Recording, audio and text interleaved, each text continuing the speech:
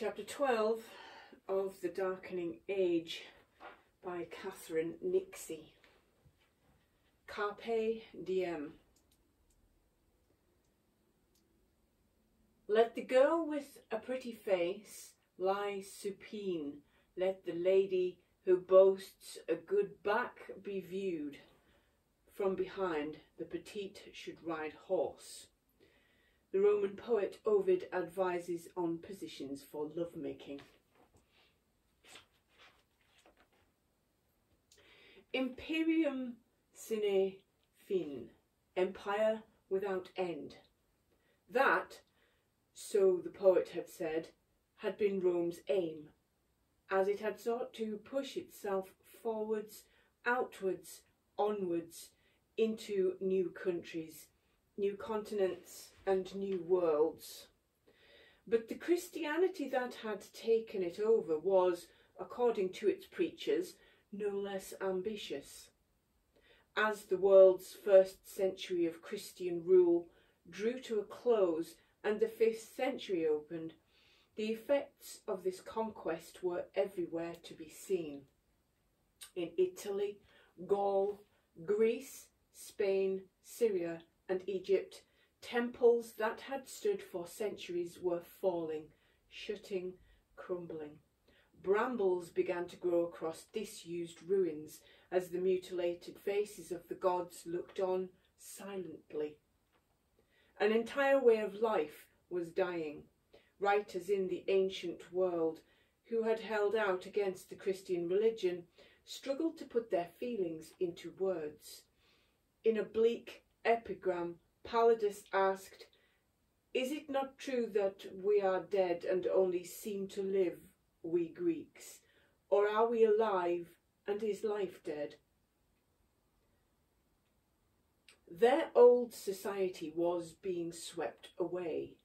The banner of the cross, in Gibbon's resonant phrase, was being erected on the ruins of the Capitol in Rome.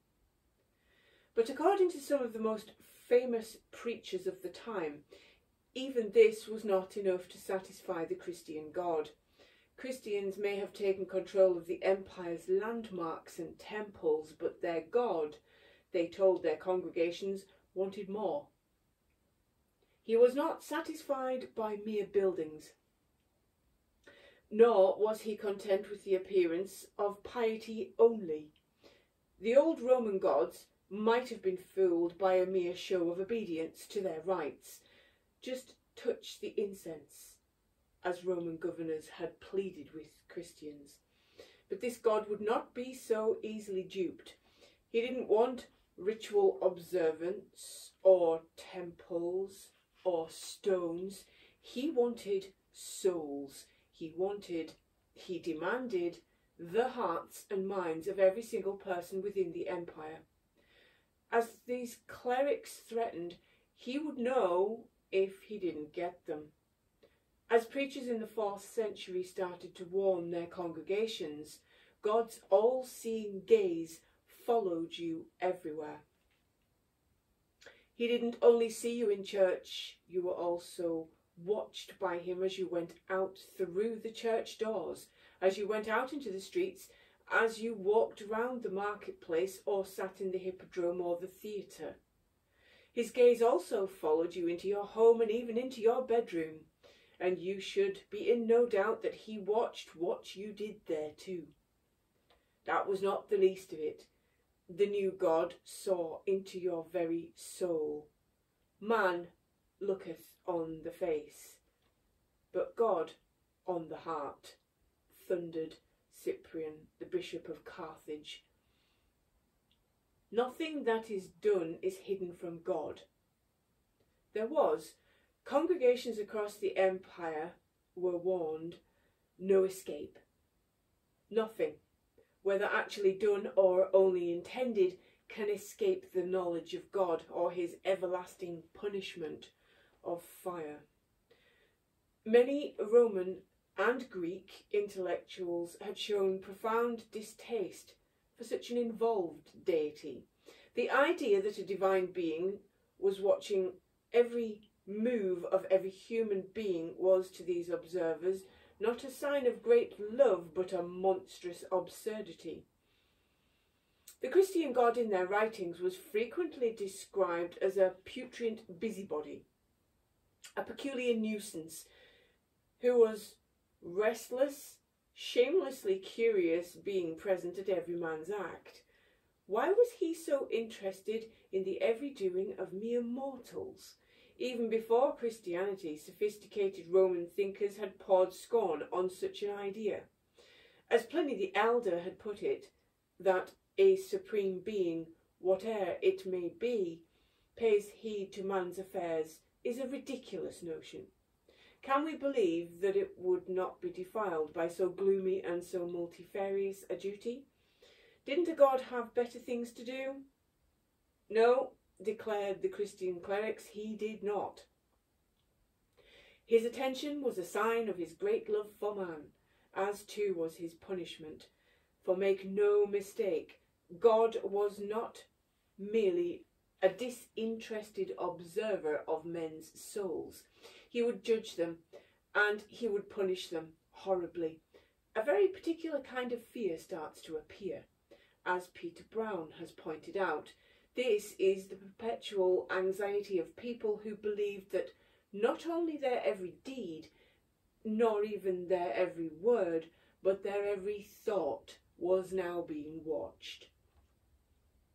One Christian had a vision in which he could quite literally see stains upon his heart. They were there, he realised, because he had not made up at once a quarrel that he had with another Christian. Such were the words and threats of the bishops and Christian elite, but did the people listen to these diatribes? Did most of them even hear them? The words of preachers such as John Chrysostom and Augustine may have resounded in the ears of their listeners and in the literature of the age, but the vast majority of the empire, perhaps 80 to 90% of men, and a higher percentage of women, was illiterate. Did such people also absorb the message that they were now fallen and had to be redeemed? In short, in the pithy words of the academic E.A. Judge, what difference did it make to Rome to have been converted? The short answer is, we cannot know for certain. Late antiquity offers a frustratingly thin web of texts with which to answer this question. Of the tiny percentage of the empire who were literate, far fewer would have been confident writers. The vast majority of the empire lived and died, leaving almost no traces for future historians to analyse. Faced with such uncertainty, scholars have had the freedom to offer widely differing responses, and have done so. For centuries their obedient answer was to say that the spread of Christianity had made all the difference in the world, or rather, in heaven. Before Christianity, Europe was damned, its religions and much of its behaviour primitive and damnable. After Christianity, it was saved. In the modern era, scholars, less likely to be quite so obedient to ecclesiastical authority, have taken a more robust and even iconoclastic approach. What difference did Christianity make? No difference at all, came the provoking reply from the 20th century scholar A.H.M. Jones. None. He instead argued that Christian belief, if anything, led to a lowering of moral standards in the community.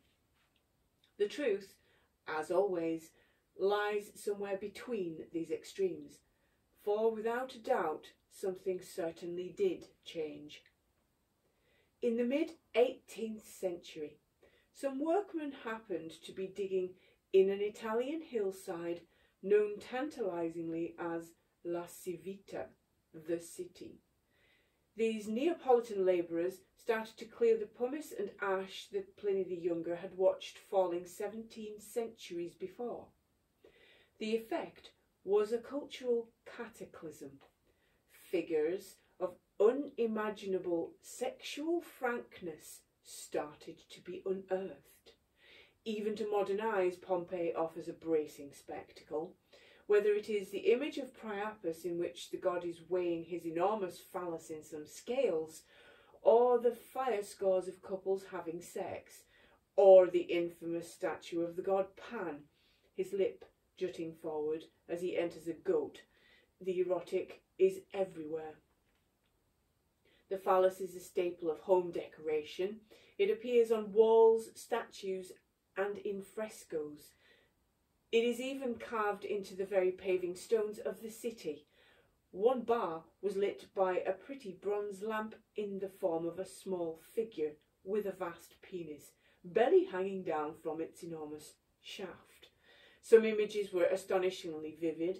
On the walls of a brothel there was a fresco that now survives only in a 19th century reproduction.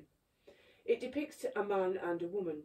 He stands behind her and they are drinking what must be wine from what looks like 2 pint glasses.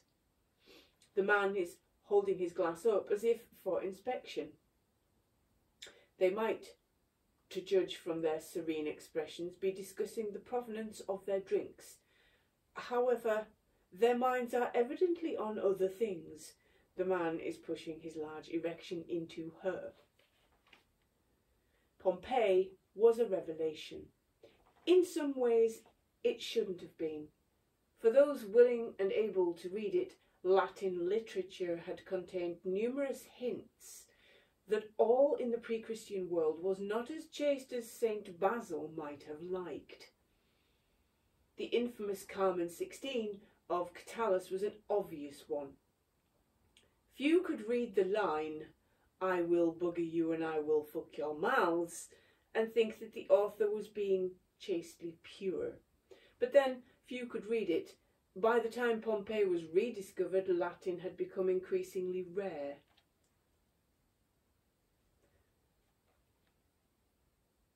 By contrast, anyone with eyes could see the images were being pulled from the Pompeian soil.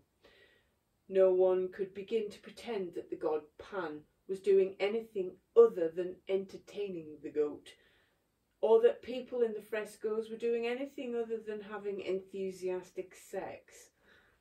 Even more disquieting, these paintings couldn't be dismissed as the reprehensible habits of the poor, the immoral, or the uneducated, as these images were not just found in brothels, they were found everywhere, even especially in some of the most opulent villas in the town.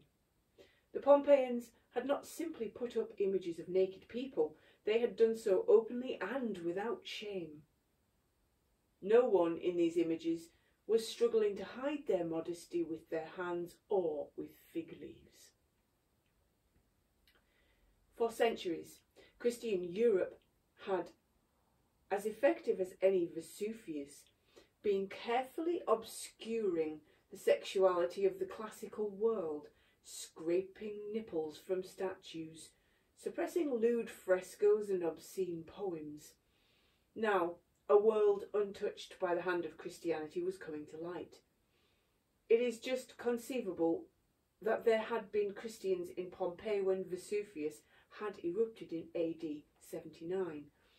But if there were, they would not have been in a position of power and would not have been able to do anything to its art. No zealous Christians had attacked the Pompeian frescoes with hammers. No squads of the godly had chiselled away at the herms that stood on almost every street corner. The people in these images in Pompeii were not just naked, they were unashamedly naked. This was a world that had quite literally seen no fall. The site's excavators, who knew not only the fall but also the Catholic Church, were appalled. Some excavators simply reburied works that were considered too lewd. Others buried these objects in silence. Earthly guidebooks glided over the racier objects. There was no illustration of the penis lamp in the first published collection of the finds. The first English guide by Sir William Gell, published in 1824, neglected to mention a single object that might raise the polite eyebrows of his readers.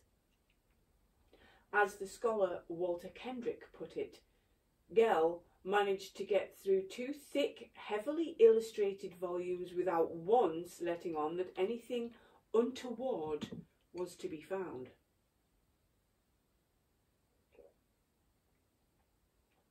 Nevertheless, word eventually got out, and the world was shocked, or at any rate professed itself to be, and remained so for decades. One 19th century author described the frescoes as being the sort of thing that would be seized in any modern country by the police. These Pompeian guidebooks that did mention sexual objects strenuously draped them in disapproval. One visitor was pained by their moral degradation. One privately printed guide to some of the ruder objects was typically prim. The customs to which the women of antiquity devoted themselves were dissolute and scandalous, wrote its author. The nudities of that epoch and the impure writings of its authors are unchallengeable witnesses to the libertinism which then prevailed in all classes. It was a time when men did not blush to make known to the world that they had obtained the favours of a fair youth, when women honoured themselves with the name of lesbians. The force of its disapproval was somewhat undermined by its lip-smacking title, The Royal Museum at Naples, being some account of the erotic paintings, bronze and statues contained in the famous Cabinet Secret. And the fact that its front page advertised that it came with 60 full-page illustrations. Lewder objects were smothered. The goat was considered not lawful to show and put in a cellar. Such objects were eventually gathered together in a single collection, and the secret cabinet, as the museum became known, was created in 1819. Access to it was limited and monitored. The precise population of this collection varied over time. Fascination with it remained constant. As one 1871 guide recalled, entrance was forbidden to women and children and only granted to men of a mature age by means of a special permission from the minister of the king's household. One can only begin to imagine the embarrassment of making this request. The famous art historian Johann Winkelmann visited Naples at a time when a special licence was needed that was signed by His Majesty to see such objects. He decided not to bother. I thought it did not become me to be the first to apply. Women were not allowed access to the secret cabinet until the 1980s. It wasn't just in Pompeii. In museums all over Europe, classical statues that had been harvested during so many grand tours were shut away.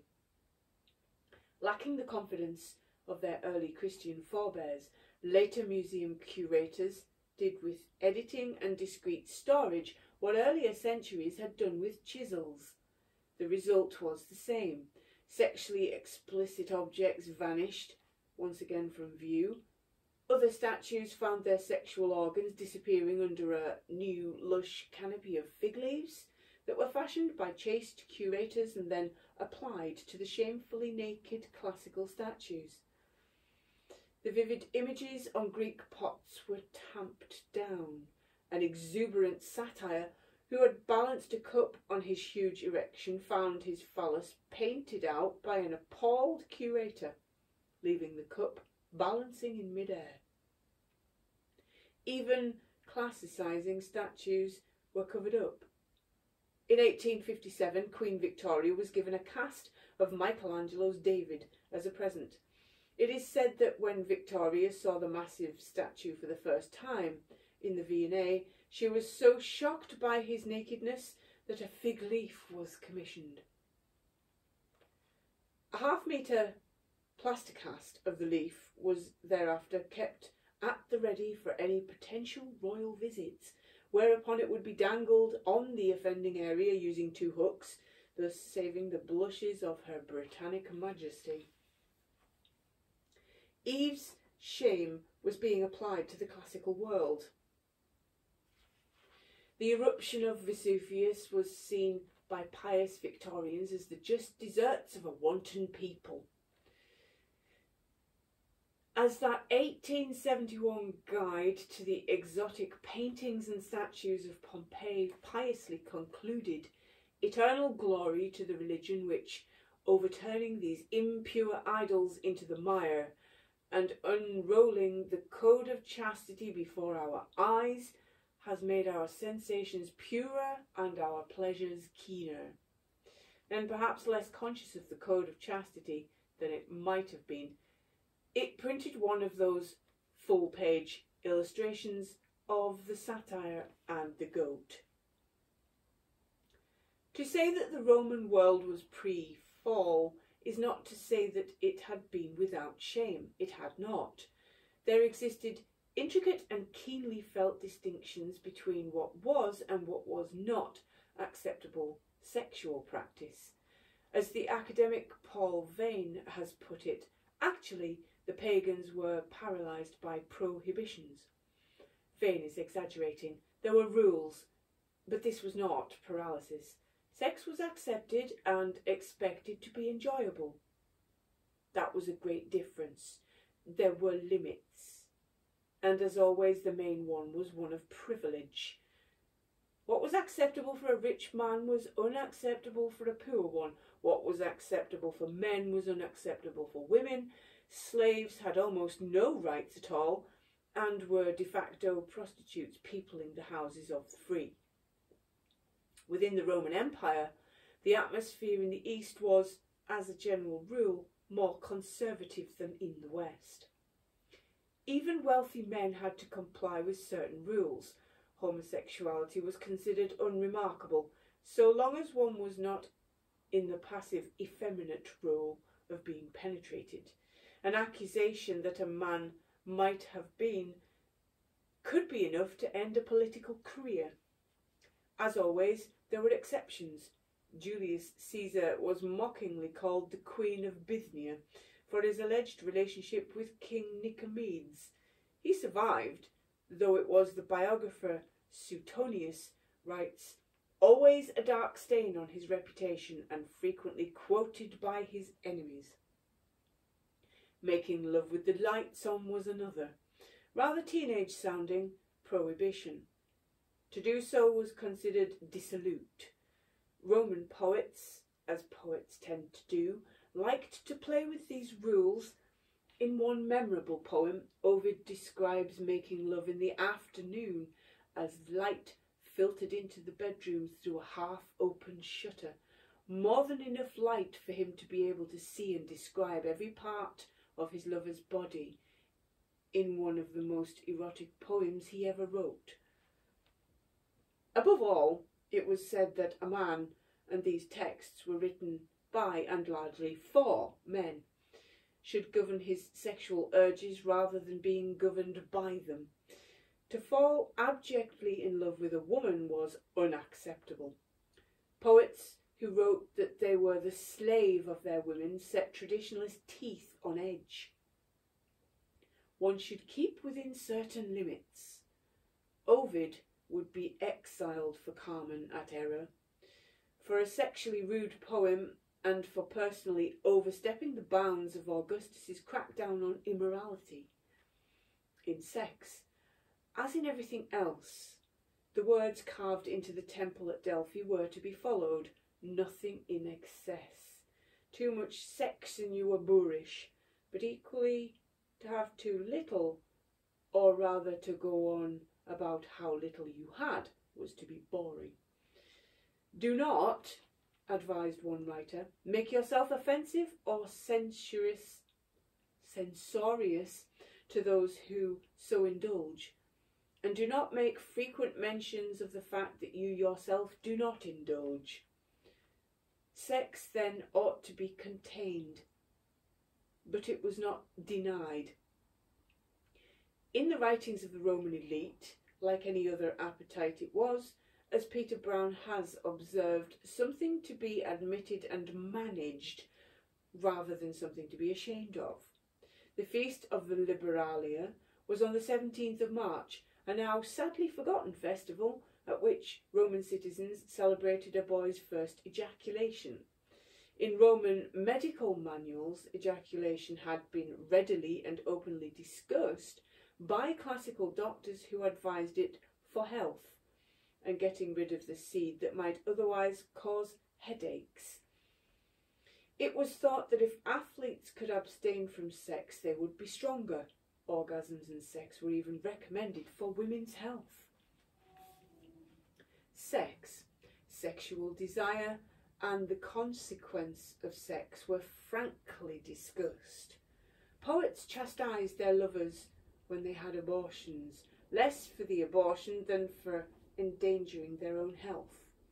Ovid professed himself furious with his lover Coriana for rashly attempting one, but less because she had committed this act than because she had taken the risk and she never told me.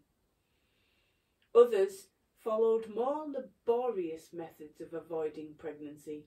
When Julia, the famously racy and beautiful daughter of the Emperor Augustus, was asked how, given her many lovers, her children all resembled her husband, she replied that she would take on a passenger only when the ship's hold is full. Why not have sex? Life was short, and one didn't know what was coming next. Live now, proclaimed countless mosaics, paintings and poems in the old Roman world, for who knows what tomorrow might bring.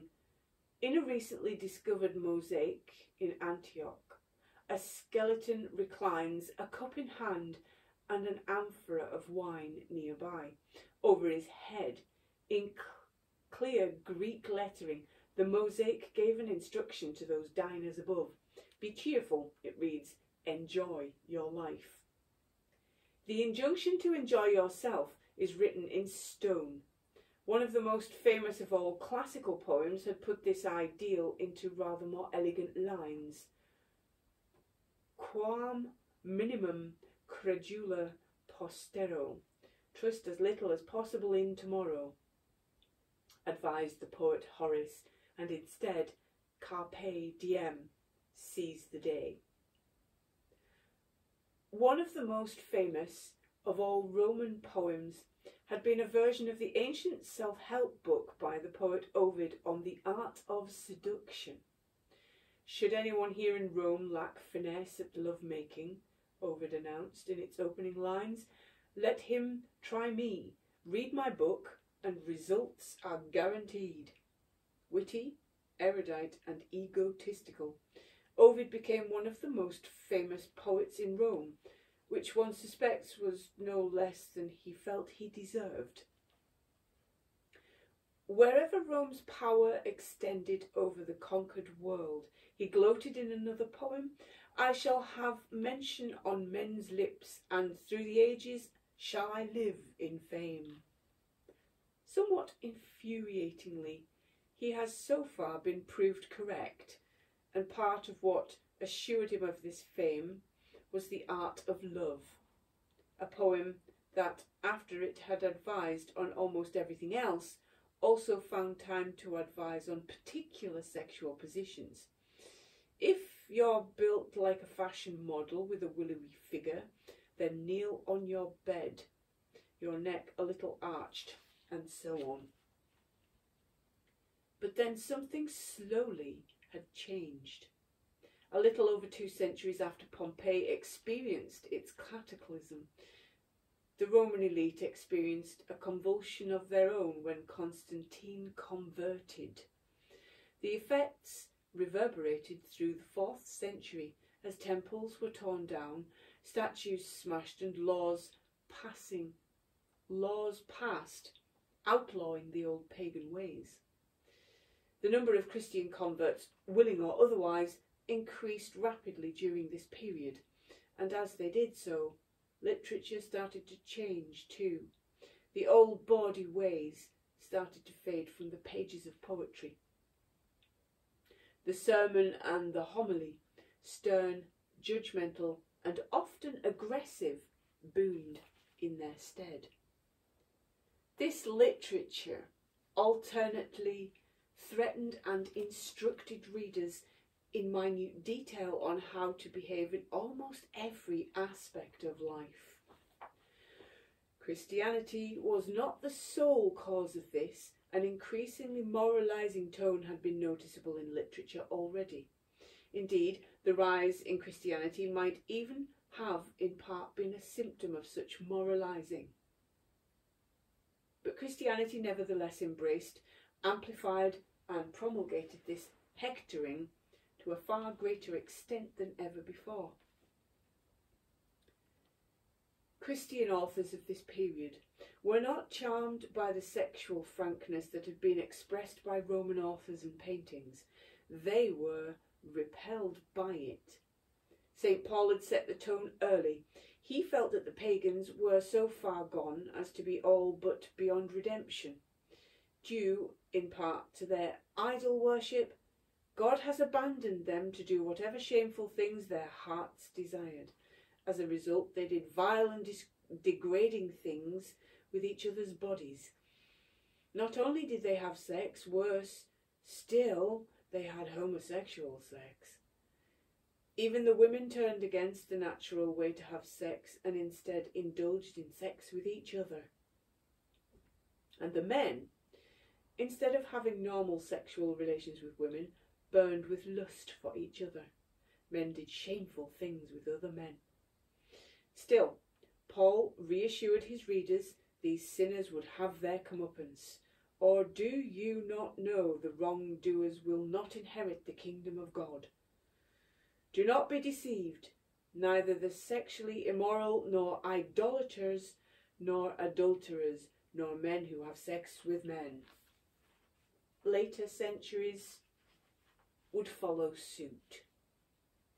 In the 6th century, during the reign of the repressive Emperor Justinian, laws started to outlaw homosexuality with a viciousness never seen before.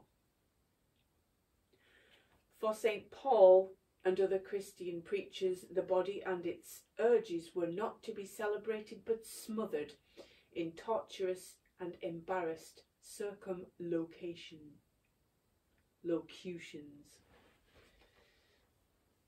Paul raged at this body of death. The rewards of a virgin in heaven were said to be 60 times greater. Christian writers in this period recorded the stirrings of their sexuality with great distaste, perhaps none more influentially than Augustine. Sex was, he felt, permissible if children resulted from the union, but even then the action itself was lustful, evil and bestial, while erections were unseemly. The West would reap a bitter harvest of sexual shame from the disgusted writings of these two men.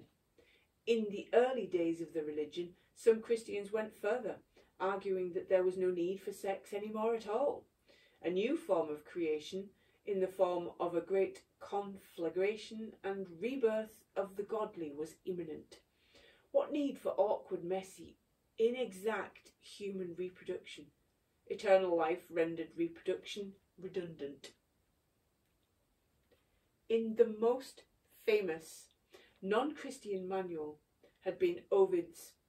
Then one of the most famous manuals by a Christian writer was a 3rd century tract by the theologian Clement of Alexandria. It is called the Pedagogus, the instructor, and its stated aim was to compendiously describe what the man who is called a Christian ought to be during the whole of his life. Clement then added some frank reminders of what lay in wait for those who strayed from his precepts and gods, namely the teeth of wild beasts and the rage of serpents. As Clement wrote, the Lord himself had said that I will sharpen my sword, and I will render justice to mine enemies, and requite those who hate me. I will make mine arrows drunk with blood, and my sword shall devour flesh from the blood of the wounded. This was not a mark of God's cruelty, but of love, censure, the author reassured his reader, is a mark of goodwill, not of ill will. Clement, in precise and authoritative paragraphs, peppered with frequent quotations and not infrequent threats from the scriptures, advised the faithful on every aspect of their day, from what they were allowed to eat and drink, to what they could wear and put on their feet, from how they could style their hair, to even what they were allowed to do in bed. In the 3 volumes of his guide, he censured almost every human activity. Unblushing pleasure, he wrote, must be cut out by the roots. He began with eating, opening with the reminder that we are all ultimately dust, before turning his attention on particular dishes. In starchy and unforgiving sentences, unseasoned by even a dash of humour, the extravagant dinner was deplored, and too was almost everything eaten at it. Overuse of the pestle and mortar was frowned upon. Condiments were considered unacceptable, as too were white bread, sweetmeats, honey, cakes, sugar plums, dried figs. One should not, Clement warned, be like the gourmands who sauce their lampreys from Sicily, their turbots in Attica, their thrushes in Daphnis. The list went on. Though, like those post-Second World War novels, the Bonds and Bridesheads, that were written in a period of austerity, yet salivate over detailed descriptions of food, Clement's abstemious pen seemed to linger a little too long over these forbidden fruits. Clement himself would have rejected the thought. People who enjoyed fine dining were, he wrote, nothing less than beasts in human shape after the image of their father, the voracious beast. Satan lurked among the sweetmeats. Then there was the wine, which in Clement's eyes was even more pernicious than food. This warming liquid, he wrote, would heat up the overheated bodies of the young, adding fire to fire. For hence wild impulses, burning lusts and fiery habits are kindled, and shameless pulsations follow abundance.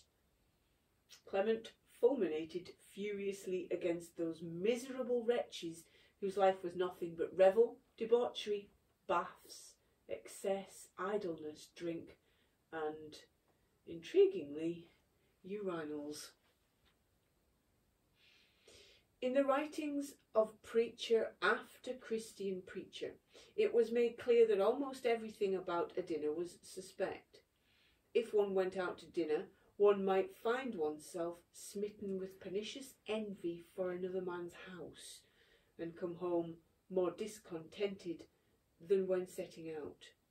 John Chrysostom advised avoiding them altogether in favour of funerals.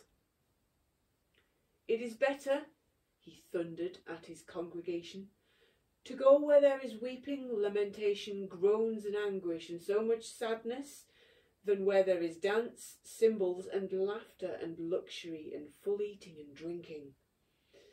One does not need to be too familiar with Chrysostom's oeuvre to know that the expected answer to this rhetorical question was a hearty, yea, verily. In a house of happiness, one might envy a neighbour's well-appointed atrium, or his charming dining room. In a house of mourning, one would, said Chrysostom, be more likely to declare, we are nothing, and our wickedness is inexpressible. The breadth of Clement's self-help manual wasn't entirely new. centuries before God's enforcers had started to prod at every corner of life. Ovid had bossily advised his gentle reader in similar detail to Clement how one should behave at dinner, though his aims were rather different. As he explained, banquets too give you an entree offer, more to the palate than the wine. There, flushed, love has often clasped the horns of reclining Bacchus in a seductive embrace. Ovid, like Clement, spent some time on the topic of wine, which he agreed should be drunk in moderation, though once again, for different reasons, get too drunk, and Ovid warned, you'd lose your man. The girl who's passed out drunk is the most disgusting object. He had also issued lengthy instructions on appearance and personal grooming. He advised men, for example, to take care of their appearance, to be fragrant, to ensure that their nails were clean and pared, and to monitor their nose hair. Don't let those long hairs sprout. In your nostrils, make sure your breath is never offensive. Avoid the rank male stench that wrinkles noses. One should not, he added, go much further than this. Don't torture your hair, though, with curling irons, he warned men. Don't pumice your legs into smoothness. To do this was, he said, the behaviour of wanton women, or any half-man who wants to attract men. Women received stringent instruction from Ovid too. Their hair should not be neglected. Those with a plump face should pile their hair up. Those with a long face should go for plain central parting. Though he also recommended a careful dishevelment, the neglected look suits many girls quite often. You'd think it untouched since yesterday, though in fact it's fresh combed. White clothes, he wrote, suit dark-skinned women. The pale look becoming in grey. Everyone should avoid purple and flounces. Personal hygiene should be attended to in women too. Teeth should be clean and unstained. Rank goatish armpits were, fairly enough, warned against.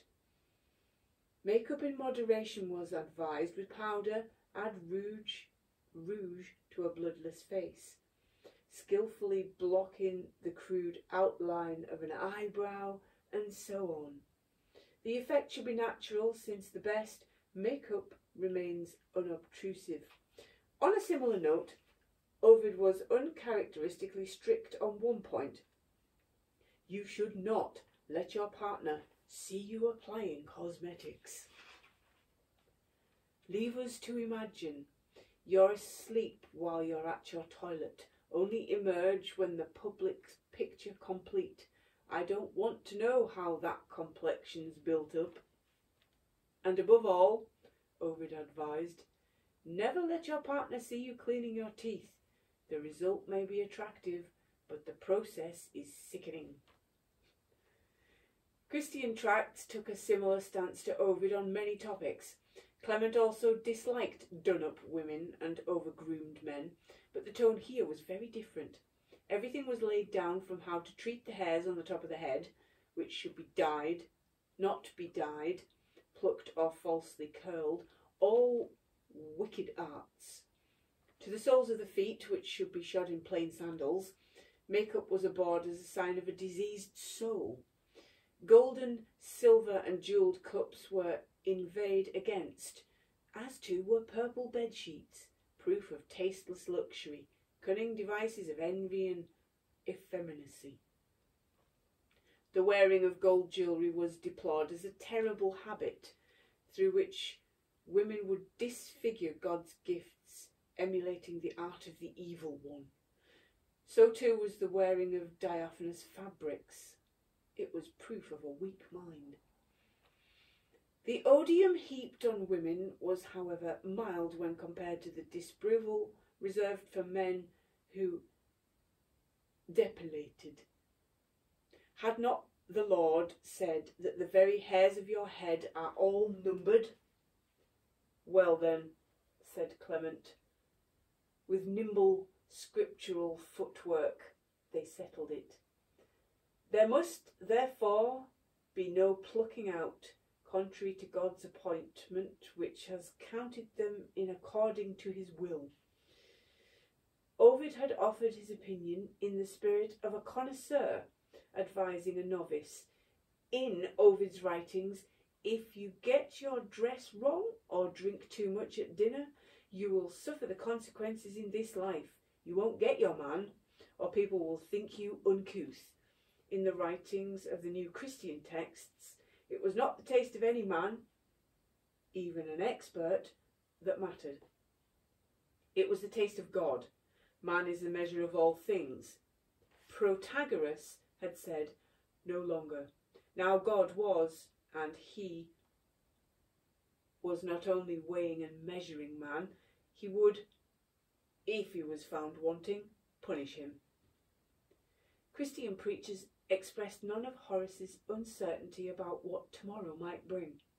On the contrary, they knew precisely what was coming, death and judgment, followed by heaven for the fortunate few and hell for everyone else.